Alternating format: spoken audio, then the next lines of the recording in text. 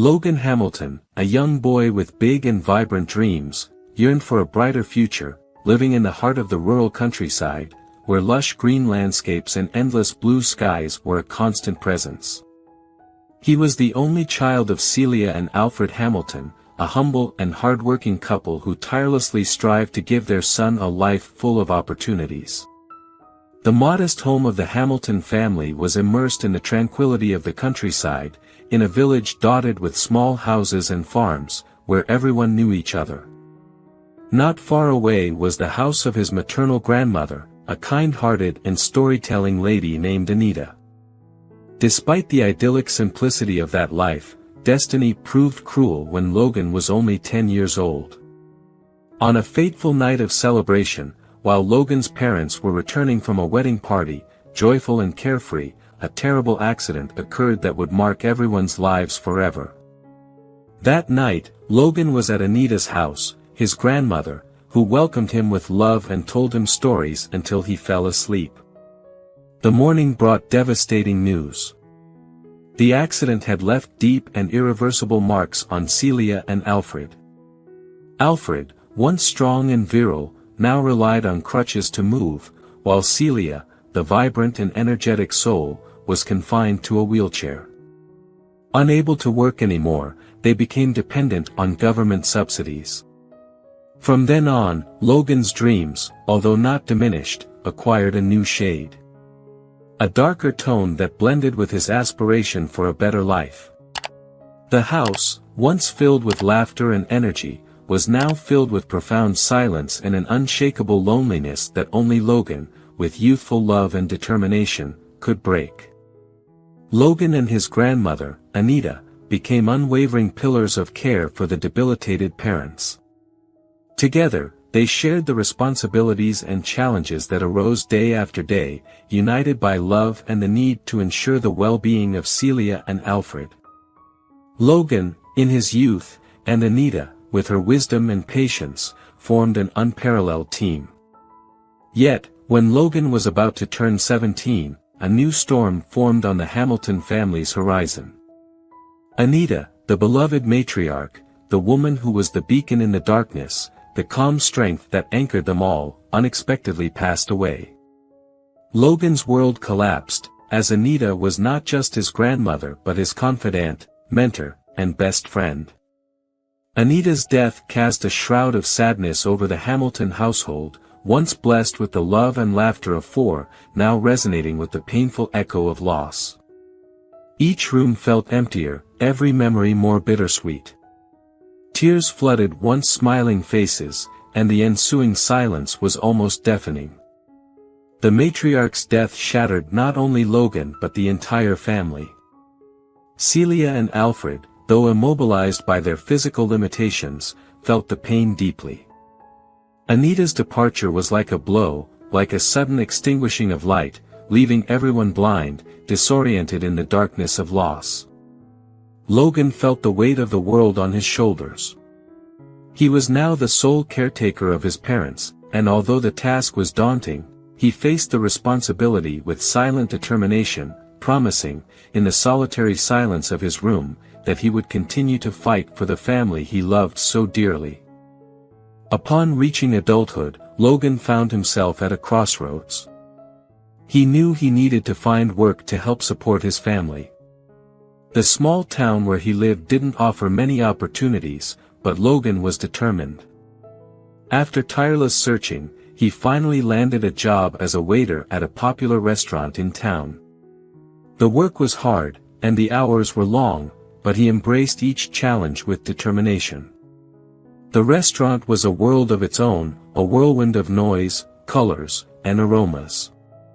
There, Logan learned to navigate between tables and chairs with heavy trays, to communicate with cooks and customers, to survive in the hustle and bustle of the kitchen. Then, amidst the daily frenzy, a face stood out to Logan, a face that would soon become his beacon. Angie, with her bright eyes and captivating smile, entered Logan's life like a ray of sunshine through dark clouds. She was an illuminated presence, the embodiment of beauty, making the workdays seem less burdensome. "Hey, I'm Angie," she said, reaching out her hand to him on one of his early workdays. Her voice was as welcoming as her smile. "Logan," he replied, with a nervous yet genuine smile. The attraction between them was instant and undeniable. Soon, they went from co-workers to friends and then to something more. Amidst the frenzy of the restaurant and the quietness of the small town, Angie and Logan exchanged declarations of love. "I love you, Logan," Angie whispered one night under the starry sky. "I love you too, Angie," Logan responded, holding her hands and gazing into her eyes. Their relationship flourished despite adverse circumstances, providing Logan with a glimpse of happiness in the midst of the tumultuous life he led.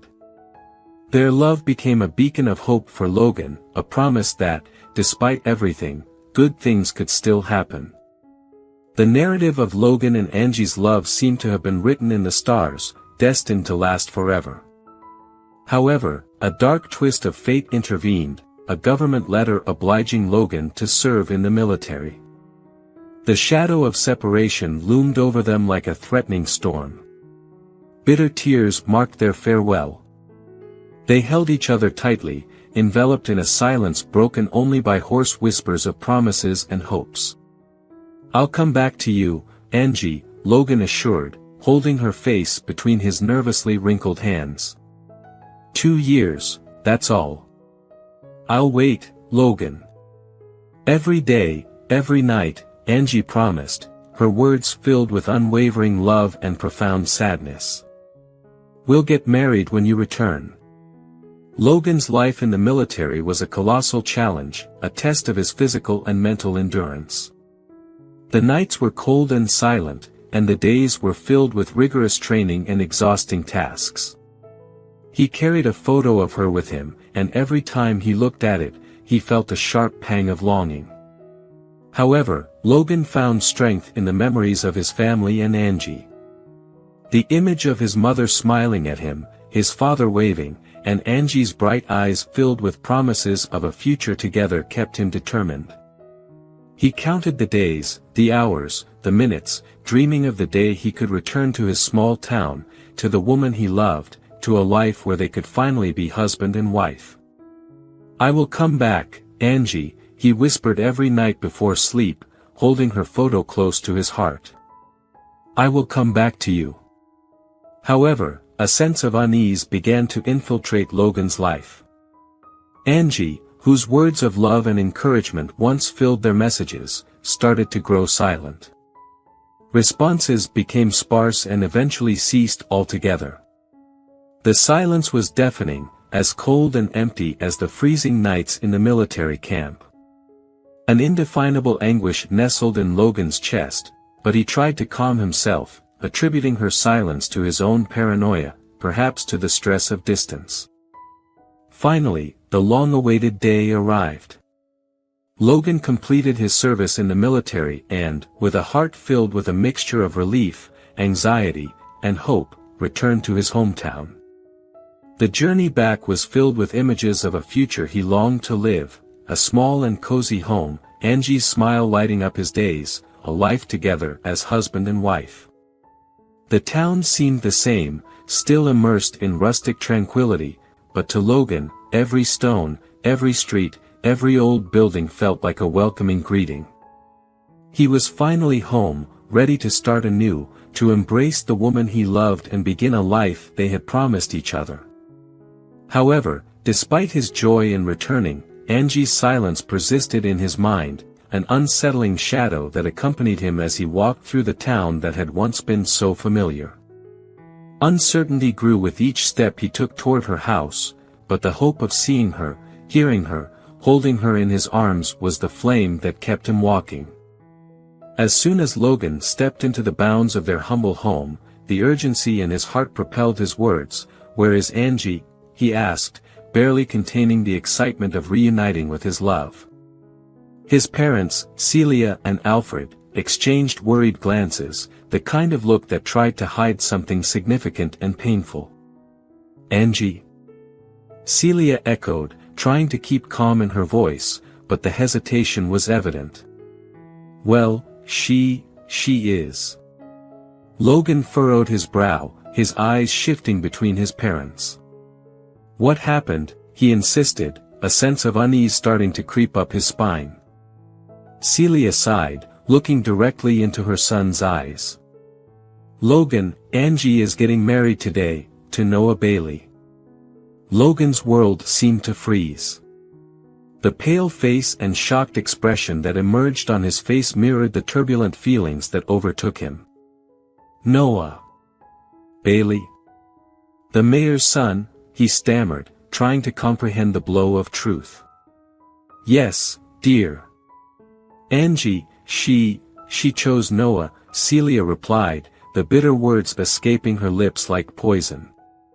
The silence that followed was oppressive. Logan stood still, his heart pounding, his face a mask of disbelief.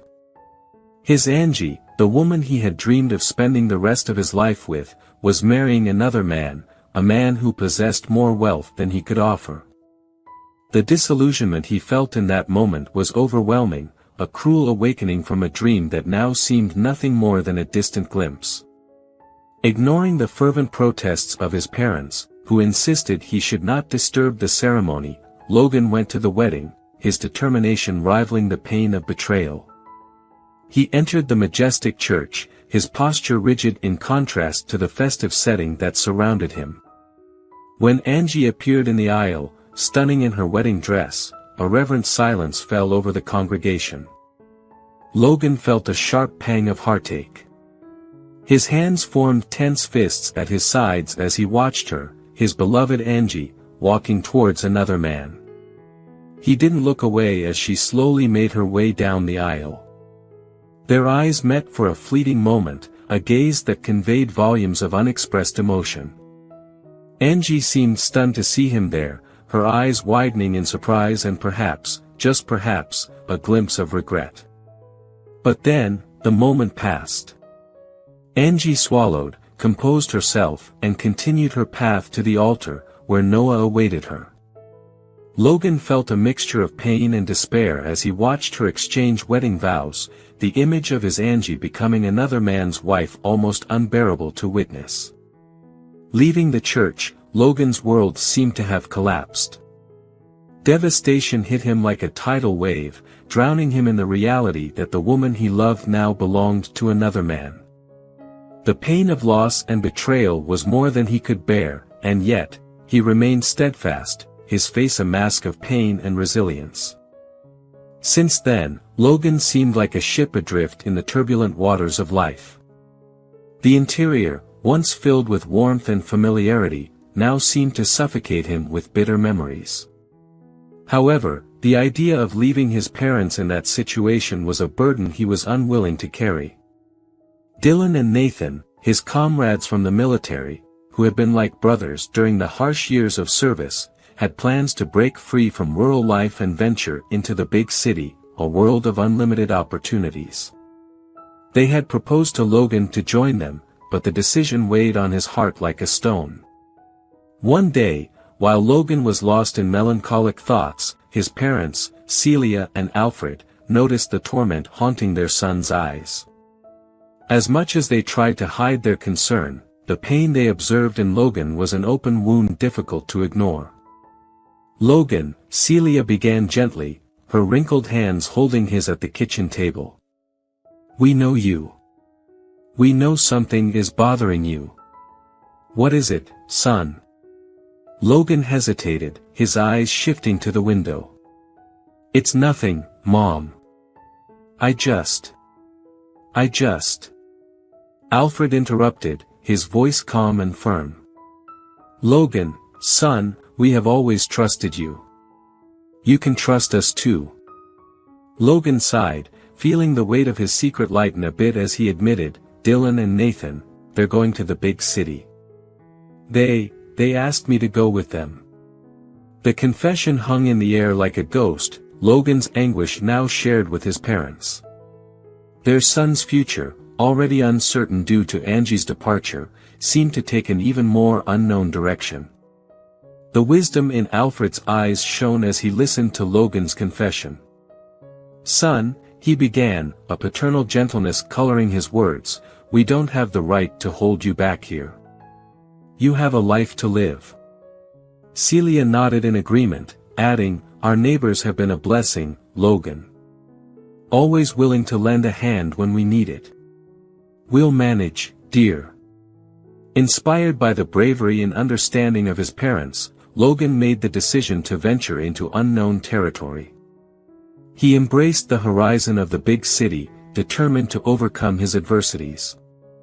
He and his comrades in arms, Dylan and Nathan, traded the quietude of the countryside for the metropolitan hustle, but the city received them with coldness. Finding employment was not the walk in the park they had imagined. Job openings were scarce, and the places willing to hire them didn't offer suitable conditions. However, the resilience forged in their army days did not allow them to give up. They turned to a job agency, a last glimmer of hope amidst despair. There, they finally caught a glimpse of light. Interviews were scheduled, bringing with them the promise of a more stable life in the concrete jungle.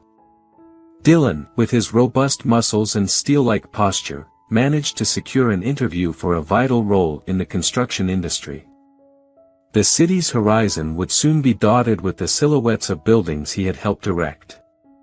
Nathan, on the other hand, with his imposing stature and penetrating gaze, landed an interview for a position that seemed tailor-made for him, mall security in the city. His military training and confident demeanor made him an ideal candidate to ensure the safety of one of the busiest locations in town.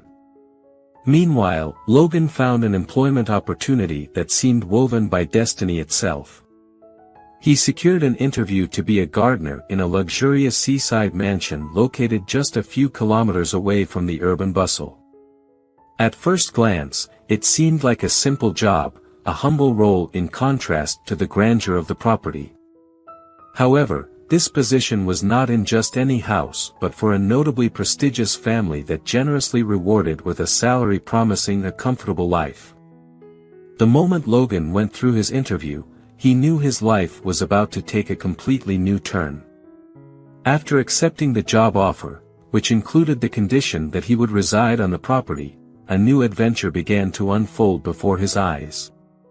The next day, a luxurious black car parked in front of his modest apartment, ready to take him to his new destination. After nearly 2 hours on a journey that took him through stunning landscapes, the car finally arrived at its destination, the monumental seaside mansion of the Evans family.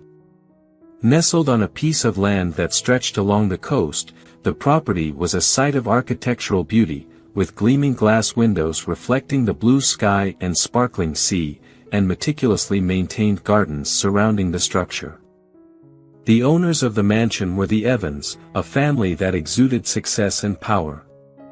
The patriarch, Christopher Evans, was an influential figure in the business world, specifically in the construction industry, and was known for his shrewdness and sharp business instincts. His wife, Jacqueline, was an elegant woman, known for her impeccable taste and kindness. Together, they had one daughter, the young and charming Judy, whose beauty and vivacity were as radiant as the sun that illuminated their imposing coastal residence. Upon entering the lavish Evans mansion for the first time, Logan was greeted by the imposing figure of Vincent, the longtime butler of the family. A man in his 60s, Vincent had a stern yet pleasant appearance, dressed in his impeccable uniform, with a gray waistcoat nestled under a black tailcoat and a perfectly aligned bow tie. For decades, Vincent had served the Evans, and in that time, he had come to know every room, every corridor, every hidden corner of the vast property as if they were extensions of himself. There was an air of solemn respect and unwavering dedication about him, as if he were more than just an employee but a loyal guardian of the Evans empire. With a wave of his calloused hand, he invited Logan for a tour of the mansion. His directions were precise, his stories filled with memories and details that could only come from years of observation and experience. He spoke about the family's routine, their preferences and expectations, and Logan listened attentively, absorbing every detail. Finally, Vincent led him to his quarters, a modest yet comfortable suite on the ground floor, secluded from the rest of the house, with a cozy bed, a wardrobe for his belongings, and a small desk for any personal needs. It was the first time Logan felt the full impact of what his new position meant. He was in a whole new world, far from the small town where he had grown up. After guiding him through the expanse of the property, Vincent grounded himself to explain the house rules in a serious, almost solemn tone. "Life begins early here, Logan," he asserted. "All household staff must be up and ready for work at 6 o'clock sharp." Logan simply nodded, recalling the rigor of military schedules. That wouldn't be a problem for him. The butler continued, his arched eyebrows forming a pair of perfect gray arches. "Discretion is key in this environment," he declared, gesturing around the room with a thoughtful expression. "We must almost float in the shadows, be so silent and invisible that our employers hardly notice our presence." Again, Logan nodded in agreement. He understood the need for discretion in such a grand house. But then, Vincent's expression hardened, his normally warm blue eyes took on a strangely serious gleam. "The final rule," he began, "and perhaps the most important of all, is to keep your distance from young Judy, Christopher's daughter." Perplexed, Logan stared at him, but before he could ask, Vincent continued. "She is a young woman with an adventurous spirit, and at times, she can be charming. More than one employee here has been led astray because of her. But Mr. Christopher is quite emphatic on this matter. No approach will be tolerated. Do you understand, Logan?" Logan, somewhat surprised by the information, nodded decisively. A rule was a rule, and he had no intention of disobeying.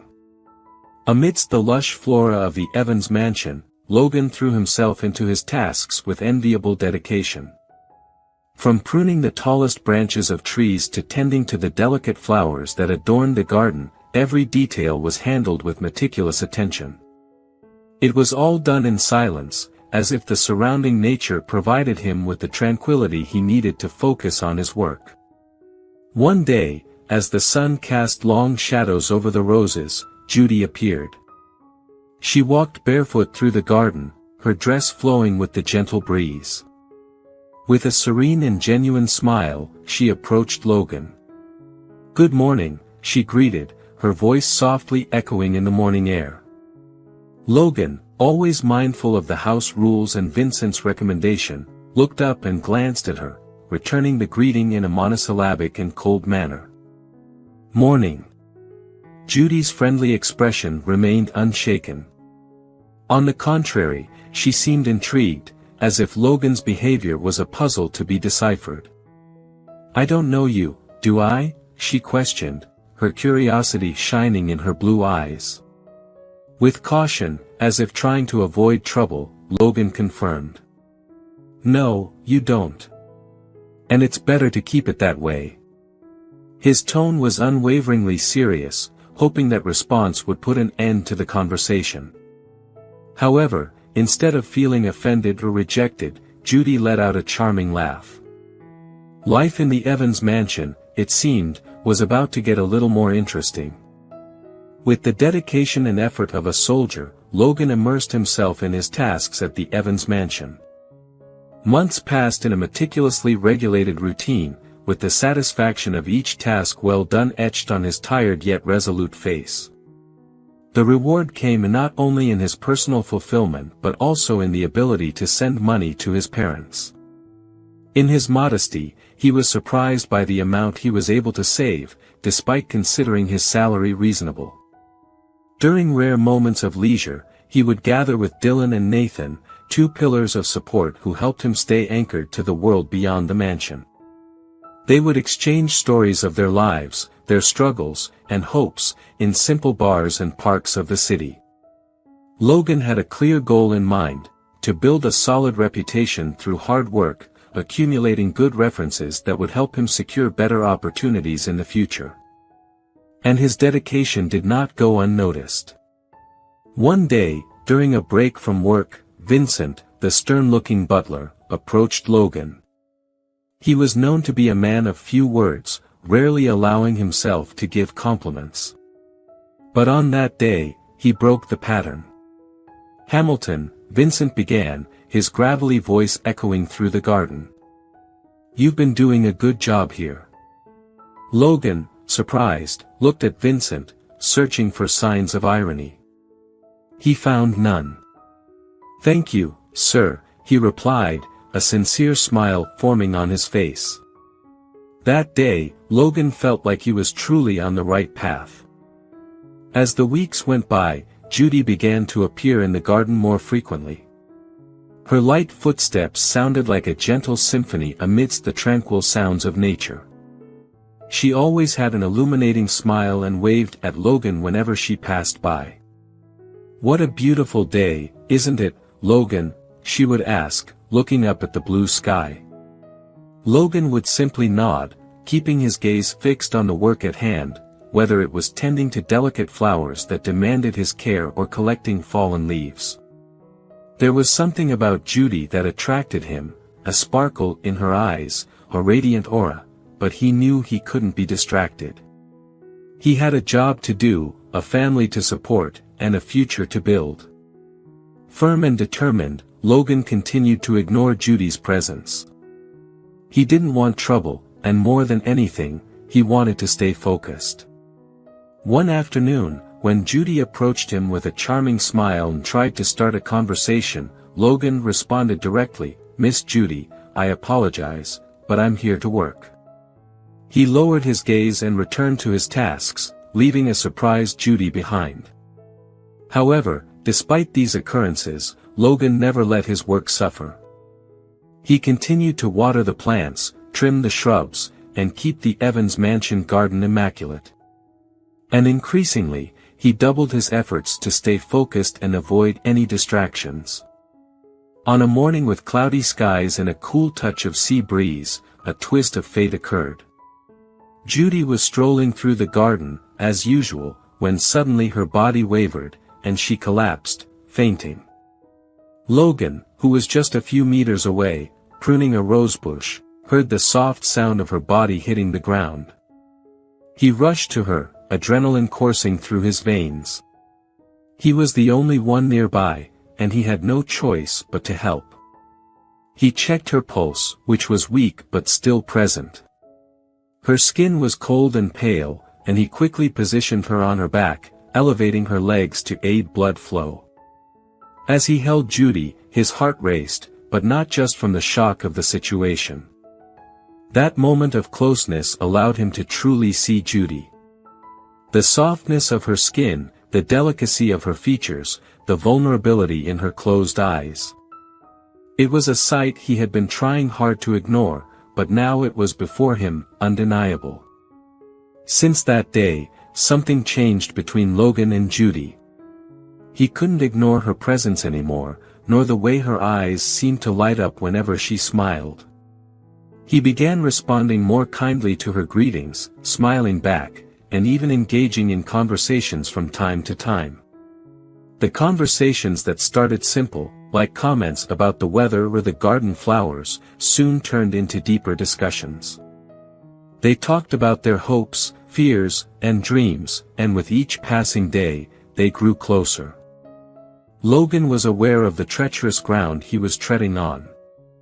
Every smile they shared, every late-night conversation under the blanket of stars, every intense gaze they exchanged, he knew that each moment was drawing him closer to a precipice from which there might be no return. Judy was like a bright ember, and he, like a moth, was powerless to resist the attraction. And then, on a day that started like any other, Judy surprised Logan with a gesture he never expected. They were in the garden, lost in another one of their deep conversations, when Judy, with a determined look in her eyes, took a step forward and planted a gentle yet firm kiss on Logan's lips. He stood frozen, his eyes wide with surprise, his body stiff with shock. Judy's action was so sudden that he hadn't had time to process what had just happened. "Logan," she whispered, pulling back just enough to look into his eyes. Her gaze was clear, almost shimmering under the moonlight. "I'm in love with you." The shock in his eyes gave way to confusion and then to a slow understanding. Judy's confession had caught Logan off guard, but there was an intensity in her gaze that left no room for doubt. "I know it won't be easy," she continued, her gaze never wavering from his. "My father, he won't understand. But I'm willing to face him. For you." The impact of those words on Logan was almost tangible. He was stepping into dangerous territory, yes, but now, it was clear that he wasn't alone on this journey. With Judy's kiss still warm on his lips, Logan was swept away by the turbulence of intense and forbidden love. The Evans mansion, once just a workplace for him, became the stage for a clandestine passion. They stole moments together, hidden in the shadows of the garden or under the cover of the night's silence. However, they were aware of the danger they were in.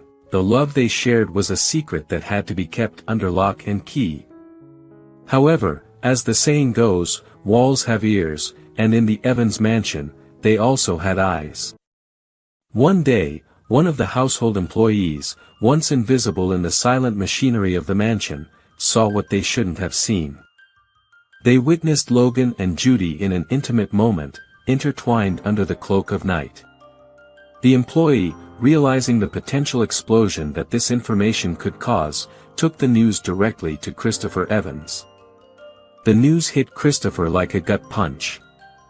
His face paled, and his eyes narrowed as he processed what he had just heard. Christopher was preparing to run for a political office in the coming year. He could already visualize the glare of the spotlight, hear the roar of the crowd, feel the weight of power. A scandal like this, his only daughter involved with a gardener, could put it all at risk. The prospect of the scandal this news could cause was something he simply could not, and would not, accept. On a sunny afternoon, Logan was summoned to Christopher Evans' opulent office. This was a space to which employees were not usually admitted, a sacred workspace for the Evans patriarch, filled with dark wood and bookshelves that rose to the ceiling, boasting the remnants of many generations of power and influence. Sitting behind a mahogany desk, Christopher looked at Logan with stern eyes, his hands resting on an envelope filled with cash. "Logan," Christopher began, his voice as cold as the marble floor, "I appreciate the work you've done here. However, I think it's best if you seek new opportunities elsewhere." Sliding the envelope filled with money toward Logan, he continued, "Consider this a reward for your time here and an incentive for you to start fresh." Logan, facing the man before him, felt a storm of emotions. The offer, so raw and impersonal, was a veiled threat. However, he remained steadfast, his eyes meeting Christopher's with unwavering determination. "Mr. Evans," Logan began, his voice calm but firm, "I appreciate the offer, but I'm not here for money. I'm here for Judy." A palpable tension hung in the air as Christopher absorbed Logan's audacity. The gardener, however, stood unwavering, determined to protect the love he had discovered in those opulent gardens. "No matter what you do, I will not abandon the love I have for your daughter." And with that declaration, Logan made it clear that he was willing to face any storm to live his love with Judy. Christopher, a man accustomed to having everything under control, realized he was dealing with a man of unyielding character like Logan. The impasse between the two seemed unbreakable, and Christopher, in the height of his frustration, knew that force was the only language Logan had not yet understood. Clenching his fists on the mahogany desk, Christopher called upon his trusted men, gangsters who served him with loyalty bought with money and fear. In a tone filled with hatred and disgust, Christopher said, "I want you to take care of the problem Logan has become. Do it in a way that we never hear of him again." Night fell heavily over the Evans mansion. The men, like stealthy shadows, found Logan in his quarters and dragged him to a vehicle parked in the dead of night. He was thrown into the trunk as if he were an unwanted burden, his labored breathing echoing within the confined space.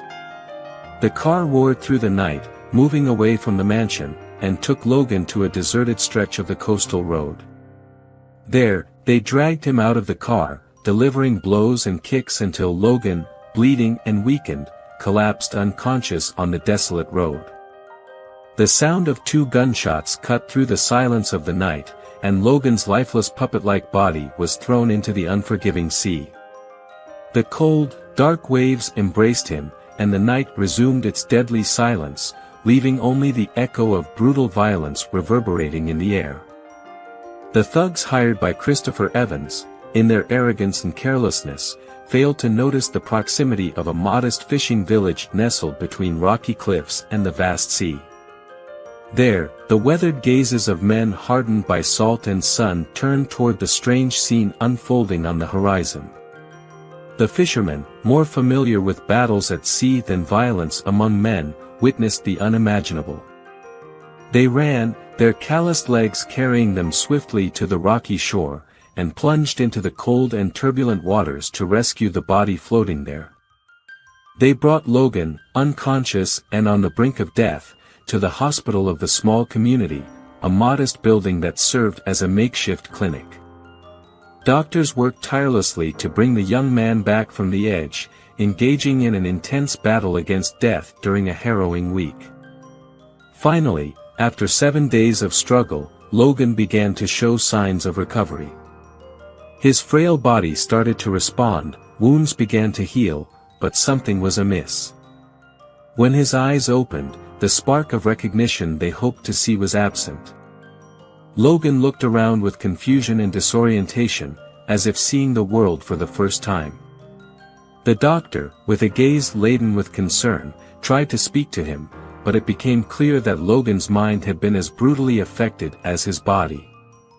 The memory of who he was, where he came from, and everything he had experienced seemed to have been completely wiped away. He was now a blank book, an empty canvas, a man without a past. With the sole truth that remained in his life, the certainty that he had been the target of an attempted murder, Logan faced a terrifying reality: whoever had done it could return to finish the job. Empowered by this sudden awareness of danger, a resolution formed in his mind. He would not seek help from the police, nor would he search for family or acquaintances. After all, he didn't remember anyone, and he feared that any attempt at reconnection would make him an easy target. Thus, Logan decided to embrace anonymity in the small fishing village that had rescued him. With a new lease on life, he adopted the simple and arduous rhythm of that tranquil community, at least until he regained his memory. The fishermen, with their unassuming generosity, opened their hearts and homes to him, and in return, Logan dedicated himself to learning the trade that sustained them. Every day, he joined the men on the beach, handling fishing nets with hands new to the labor, learning to read the whims of the sea and the weather. The calloused hands of the fisherman became his own, the sunburned skin was now his. There, in oblivion and anonymity, Logan found a home and a purpose.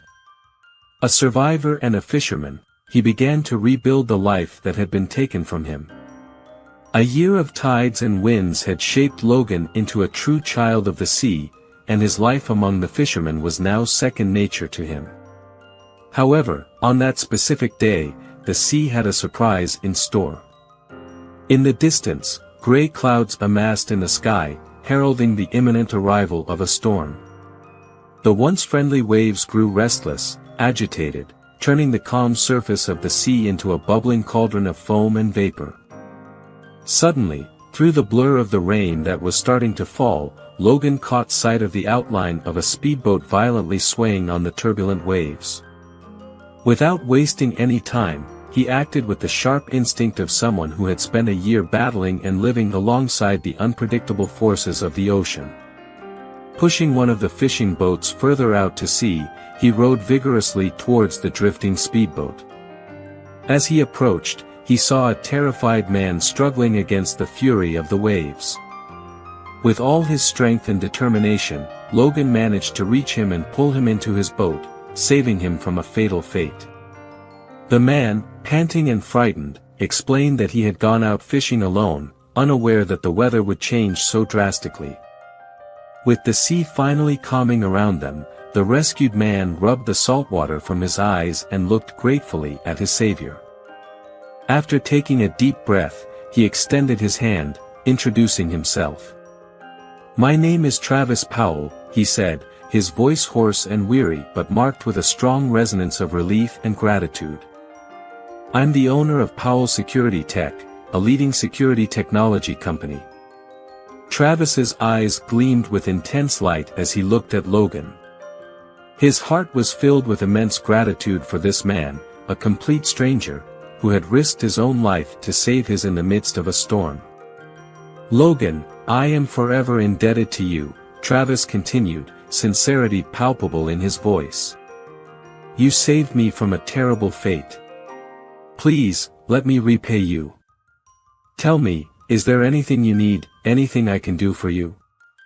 Logan, in his simplicity and humility, just smiled, grateful for having had the opportunity to save a life but without any expectation of reward. The fishing village was swept by a wave of indignation as the orders of eviction began to surface, announcing the imminent construction of a luxury resort on their humble lands. The heart of the community throbbed in unison with discontent and anger. The echoes of protests and frustrations reverberated among the wooden houses and the anchored fishing boats. "For years, this man has harassed us with his aggressive land acquisition tactics," exclaimed one of the older fishermen, his wrinkled face marked by concern and revolt. The already tense air seemed to solidify as a second fisherman, anger illuminating his eyes, threw a well-worn magazine onto the table. The cover displayed the image of a wealthy and powerful man, his smile exuding arrogance and superiority. It was Christopher Evans, the construction tycoon, the source of all their problems. As Logan's eyes fixated on the photo, a whirlwind of memories returned like a lightning bolt, piercing through the fog of his forgotten past. A sharp pain pierced his head like a dagger as the fragments of his past fell into place again, projecting a sinister projection of his history. The Evans mansion, the forbidden passion with Judy, the betrayal, the attempted murder. Everything came back in a flash, every detail, every word, every moment. The revelation left Logan dumbfounded and yet determined. His face hardened, his gaze became piercing, and the resolve in his heart was unwavering. He swore revenge against the man who had nearly killed him. Logan, with a growing knot in his stomach, continued to probe the fisherman for more information about the ruthless Christopher Evans. They took turns telling stories, each one darker and more disturbing than the last. Christopher, it seemed, was the undisputed king of the region, a man whose wealth gave him near limitless power. "He stops at nothing," one of the fishermen explained, their eyes filled with disdain and fear.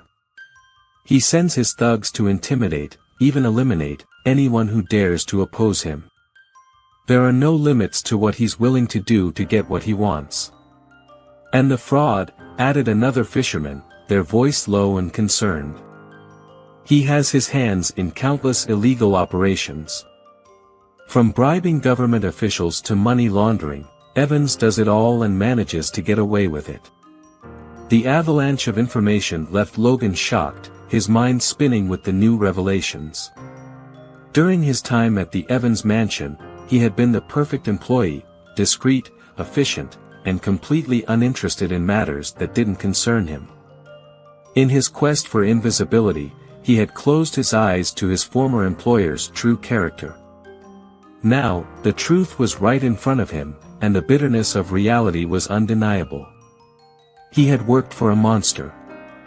Carrying the immense emotional burden of his newly remembered story, Logan sought out Travis Powell, the millionaire whose life he had saved. Even apprehensive about opening his soul to a stranger, something about Travis inspired trust. Perhaps it was his apparent kindness, perhaps it was the gratitude expressed in his eyes. Either way, Logan felt he could trust him. And so, in a private room in Travis's luxurious office, Logan began to unravel his story, from his time at the Evans mansion, through the forbidden love with Judy, to the brutal attempt on his life and his rebirth among the fishermen. He held nothing back, revealing every painful and dark detail that had haunted him since his memories had returned. Travis's expression changed as Logan's narrative unfolded, from initial surprise to growing outrage. When Logan finally finished recounting, a heavy silence filled the room. Travis was pensive, his forehead furrowed in concern. "Christopher Evans," he murmured, disapproval evident in his voice. "I know he's known for his shenanigans, but what he did to you, it's unscrupulous, it's criminal. However, proving it in a court of law would be a difficult task." Logan agreed but quickly clarified his intentions. "I'm not seeking justice for what happened to me. If we can expose Christopher's other transgressions and put him behind bars for those, I'll consider myself satisfied." Travis nodded, seeming to understand Logan's determination. Though the journey would be tough, they had a mission: to expose Christopher Evans and put an end to his tyranny. Driven by a strong determination to help Logan and a deep sense of disgust for what Christopher Evans had done, Travis agreed to lend his expertise and the resources of his cutting-edge technology company to the cause. Travis was a man with a vast technological arsenal at his disposal, from discreet surveillance cameras and highly sensitive microphones to spy apps that could infiltrate even the most secure systems. He also had a team of highly skilled professionals, experts in extracting and analyzing information. The preparations were meticulous and calculated. Cameras were installed in strategic locations, microphones were carefully hidden to capture any revealing conversation, and spy apps were installed on the Evans family's phones. Everything was done with utmost discretion to avoid any suspicion. In a matter of days, this extensive espionage effort began to bear fruit. Valuable information was collected, compromising conversations were recorded, and suspicious transactions were traced. It became evident that Christopher Evans was not acting alone. His wife Jacqueline and several others were also involved in his shady business dealings. With each new piece of evidence collected, the web of corruption and deceit woven by Christopher became clearer and more damning. Not only was the Evans family under scrutiny, but a network of accomplices was also unraveling, paving the way for a potential justice turnaround. Immersed in the turmoil of the investigations, Logan came across a revelation that shattered him. During the review of the recordings, a conversation between Judy and her father emerged, bringing with it a truth that Logan was not prepared to face. Judy's voice, once so sweet and affectionate, revealed a coldness he could never have imagined. "The gardener was just a passing fling, Daddy," she said, with a callous laugh that cut through his heart like a razor. "I would never be with a poor man." Those words felt like a sharp blade piercing his heart. The memory of the passion they had shared seemed like a cruel illusion, intensifying his pain. It was as if the ground opened up beneath his feet, revealing a cold and painful reality. However, instead of sinking into despair, the pain ignited by Judy's disdain fueled a stronger flame of determination in Logan. He no longer sought justice just for himself but also for all those who, like him, had been harmed by the despicable acts of the Evans family. His heart may be wounded, but his resolve was stronger than ever. Within a few weeks, Judy would be marrying the son of an influential senator. Logan saw this moment as a perfect opportunity to set his plan in motion. Therefore, he disguised himself and infiltrated the party's security team, almost unrecognizable due to the changes life had imposed on him. The gathered guests, their faces radiant under the extravagant luxury of the party, awaited the moment of the newlyweds' toast. The clinking of crystal glasses filled the air, signaling that it was time. However, in the instant the couple raised their glasses, a shocking sound took over the room. Unfamiliar voices in that celebratory setting echoed through the speakers, interrupting the fleeting joy of the party. They were recordings of Christopher ordering the elimination of fishermen who were impeding the construction of his luxury resort, followed by others revealing his network of financial fraud.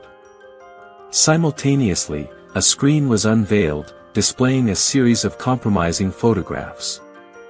Clear images showed Christopher accepting packages of dubious origin, corroborating the unfolding allegations from the speakers. The guests, impacted, turned their gazes to each other and to the patriarch of the Evans family, who remained pale and motionless, unable to move or defend himself as his world crumbled around him. A growing whisper spread among the guests, while Christopher, wide-eyed and desperate, pleaded for the recordings to stop, insisting they were false, mere fabrications. But the truth was being revealed, and his plea got lost in the sea of sighs and murmurs filling the hall. Suddenly, a figure stood out amidst the chaos. Logan, firm and resolute, emerged from the shadows and took center stage, facing everyone. He cast a vengeful look at Christopher and exclaimed, his voice filling the room in sudden silence, "Did you really think you could get rid of me so easily, Christopher? Your empire of corruption is coming to an end." In the audience, the thugs hired by Christopher stirred, preparing to advance on Logan. But before they could take a step, a chorus of sirens erupted from outside the mansion, filling the air with its sharp and piercing sound. Several police cars appeared, storming the Evans property. Law enforcement agents burst into the hall, handcuffs in hand. Henchmen, executives, anyone involved in the crimes of the Evans family, were detained, arrested in a frenzy of justice that left the guests stunned. Handcuffs glinted under the hall's light as all those who had once hidden behind Christopher Evans were dragged away one by one, now forced to answer for the crimes that had been brought to light. In the midst of the turmoil, Judy, her wedding dress now stained with despair and disgrace, made eye contact with Logan. Her eyes, once passionate, now carried a distant coldness that surprised him. With a weak smile, she whispered through the chaos, "Good to have you back, Logan." He, immersed in the chill that disappointment had provided, met Judy's gaze. His eyes were a storm of ice in contrast to the warmth of hers. With a voice echoing the harshness of his stare, he retorted, "Keep your wealth, Judy, or what's left of it." Logan's response reverberated in the hall, becoming another sound to fill the tumult reigning there. From that scandalous moment onward, the name Evans crumbled, buried under the weight of their own greed.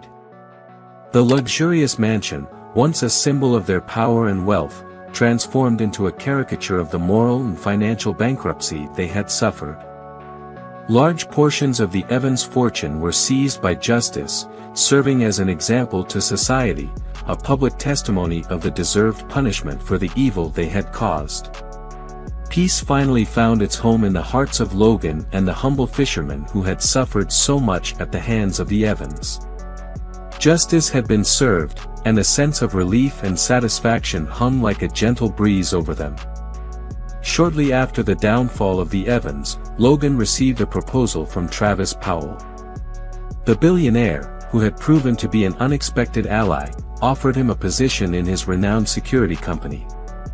Powell had been impressed by Logan's integrity, his unwavering courage, and above all, the honesty he had demonstrated throughout the ordeal.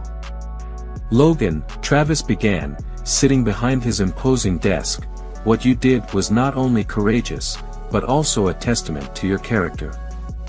Your honesty, your integrity, those are values I consider indispensable for the success of my company. And that's why I would like you to join us. I believe you have a lot to offer, and I am convinced that you would be a valuable addition to our team." Travis's offer was like a beacon in the fog for Logan. His proposal presented an opportunity for a fresh start, a chance to redirect his life toward a much more promising direction. With a grateful smile, he nodded, accepting Travis's generous offer. "Thank you, Travis. I accept. I'm excited to see what we can build together," said Logan, sealing the deal with a firm handshake. Among the many things Logan gained from the conclusion of the Evans saga, the reunion with his parents, and his friends Dylan and Nathan, was by far the most valuable. They had long resigned themselves to the sadness of losing their son. Seeing Logan alive and well was like witnessing a miracle. The reunion was filled with tears, hugs, and a love so deep that words couldn't express. Over time, Logan managed to bring his parents to the city. He now lived a prosperous life and could provide Celia and Alfred with the comfort and security they deserved. Life, however, had one more sweet surprise for Logan. Scarlett, a woman of stunning beauty and enchanting character, crossed his path. Love blossomed between them, and soon they were walking side by side to the altar, under the proud gaze of Dylan and Nathan, who became their witnesses. Logan, a man once lost and wounded, now found himself immersed in complete happiness. Life had granted him the opportunity to write a new story, a story in which he found peace, love, and above all, justice. In the end, Logan's life took an unexpected turn. He went from a difficult life to a life where he could make a difference. And even though life threw many obstacles at him, he never lost hope or ceased to fight for what was right. Because, ultimately, it is not luck that defines who we are, but our actions and our choices. And thus concludes the thrilling and captivating story of Logan Hamilton, the young man who didn't have much luck in life but managed to turn it around and make a difference. And that's exactly what makes its ending so shocking. Against all odds, Logan emerged victorious. If you enjoyed the story, don't forget to leave a like and share. Until the next video.